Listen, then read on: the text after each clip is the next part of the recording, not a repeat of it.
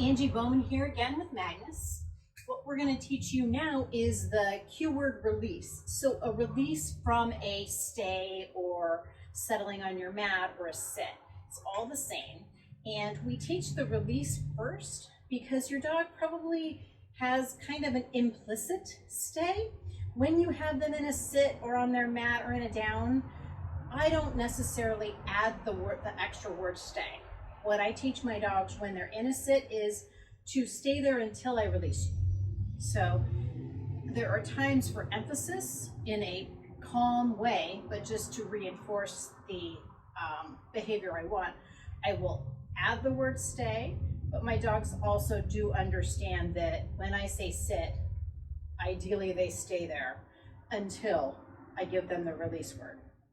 Now for a release word, I strongly recommend you don't use the word okay. We use okay in a lot of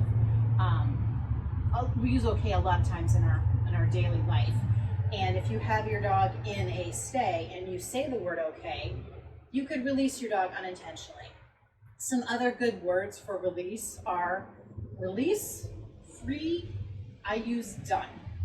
Okay, so to start this, put your dog in a position that they like to hold, and it can be a sit, a down, or a on their mat.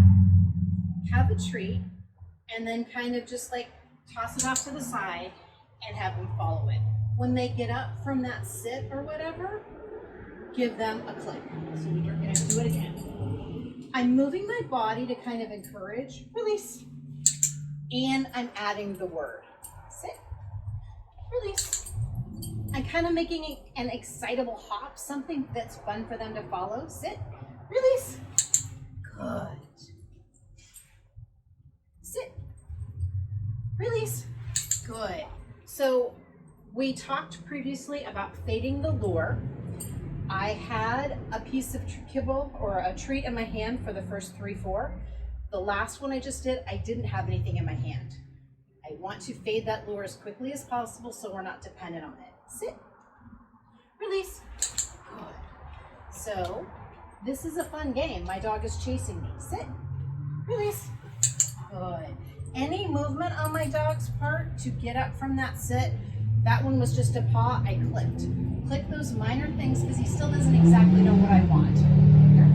Sit, release. Good. Sit, release. Good.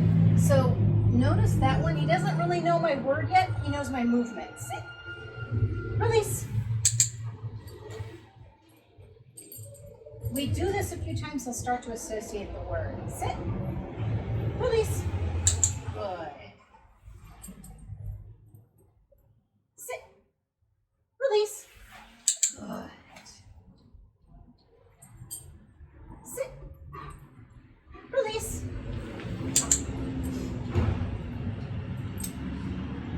Sit, release.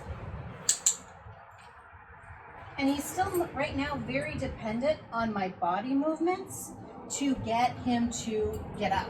And that's okay, we're still learning. Release. Sit, release. Good. Sit, release. Yes. Sit, release. And he needs me to be bouncy and fun. Release. Sit, release. Good boy. Sit, release. Yes. So you're going to keep doing that. You would do 10 to 20 practices. Lay down. And then you would take a break because your dog is concentrating that entire time trying to figure out what it is you want. He's kind of like, okay, you're bouncing around, this is fun, and you're clicking and treating. What is it you want me to do? If you do more than 10 to 20, it can start to get really frustrating and tiring for your dog. So do 10 to 20 and then take a break. and then come back. As you progress this skill, lay down.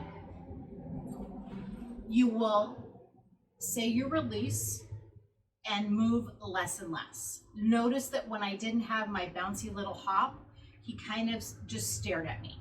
So he still needs my bouncy hop to get him to release.